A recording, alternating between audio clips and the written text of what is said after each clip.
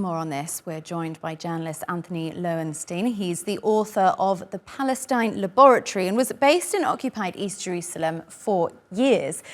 Anthony, at the weekend, the nations that make up the Organisation of Islamic Co-operation jointly condemned the attacks and called for a ceasefire. But there's not complete harmony in the Muslim world about Palestine and about what should happen next. I wonder, could you tease out some of the divisions there for us?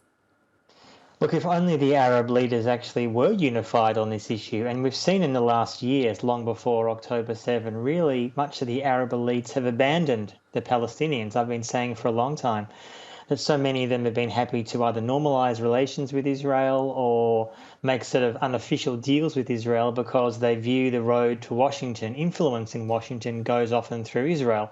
And also many of those Arab states are so keen for repressive technology which they use to repress their own people they get from Israel. So on the weekend you saw that meeting of many Arab leaders. The end of it was pretty unconvincing. I mean, there was no real intent of putting major pressure on Israel. There was no intent of cutting ties with Israel. I would note in the last 24 hours that Reuters has put out a report based on various sources suggesting the UAE, a major nation in the Arab world, has no intention of cutting any ties with Israel and will maintain that despite being critical to some extent of what Israel is doing in Gaza. So in some ways, it really shows kind of the impotence, the willful impotence of so much of the Arab leaders in relation to Israel. And sadly, it just shows the Palestinians, at least politically speaking, are often very isolated.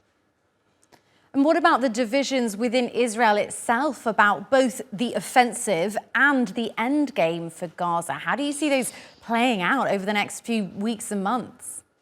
Look, there's no doubt that there are some on the Israeli left, including, I might add, some of the families of the hostages who are outraged by the mission in Gaza, the willful killing of so many Palestinians who are protesting regularly, including outside Netanyahu's office in Jerusalem and his home. And there are a number of Israeli Jews who are regularly speaking out, but they're a sadly tiny minority. And in fact, increasingly, they're being targeted by the Israeli state and they're being repressed. Now, obviously, traditionally, repression happens against Palestinians, and that's happening on a far, far bigger scale. But I have Israeli Jewish friends, including journalists in Israel, who are worried that they may be arrested or somehow interrogated for simply being critical of the war. I mean, that's the atmosphere that we're dealing with. So overall, I'd say there's war fever in Israel, that although a lot of people don't like Netanyahu, the polls put his popularity at, barely anything. Because frankly, it's after October 7, the failure was not just his, but he was Prime Minister. So therefore, people blame him for the disaster. But ultimately, I think within Israel itself, I would argue that there needs to be much more international pressure on Israel. And it's sort of remarkable that we hear that the US, there's so much debate within the US administration about how this would work. And it makes me say, who's the superpower here? Is it the US? Or is it Israel? Who really is in charge of that relationship? But somehow the US is kind of feigning we have no influence on Israel. They have huge influence on Israel. They're sending weapons to Israel all the time. So that really is pretty revealing. Yeah, and kind of staying with that, when Israel launches attacks on Gaza and these conflicts break out, it always knows that as deaths stack up and these terrible pictures keep coming out, Western allies often eventually modulate their discourse, going from full support to demanding, pauses and then perhaps a ceasefire. Do you think that approach encourages Israel to kind of go hard at the beginning and then perhaps think later on and not have a clear end game in mind, which is what a lot of people are speculating, that they don't really know what's to come?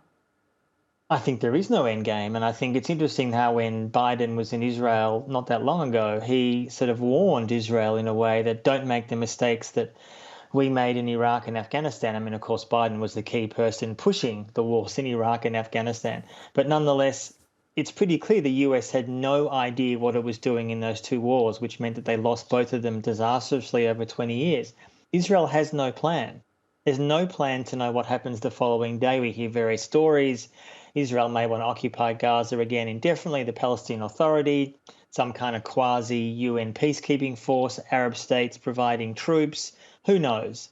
But ultimately, you still have almost every single day senior Israeli political figures in the government and also in the media calling for a Nakba, a catastrophe. They're literally saying it every day.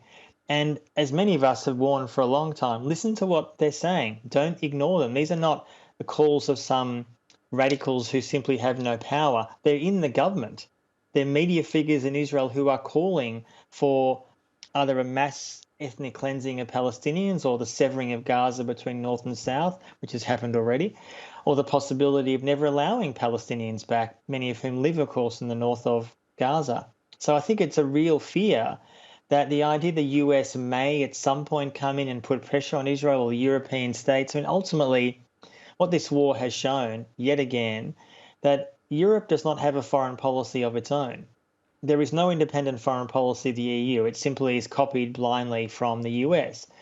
And that ends up disastrously when we have a situation where so many civilians, at least 11,000 in Gaza, but clearly the number is way high because so many people can't be rescued from under the rubble, are dying and being maimed, and babies are dying in hospitals. And the European Union mostly not just doesn't seem paralysed, but is either sending more weapons to Israel, particularly Germany, or they're simply sitting on their hands. So I think a lot of European populations, they see that, they recognise that, they're outraged by that. And it's why you had mass protests, including in the UK, where up to 1 million people protested last weekend in support of Palestine. So the political elites are not in step at all with what people are demanding.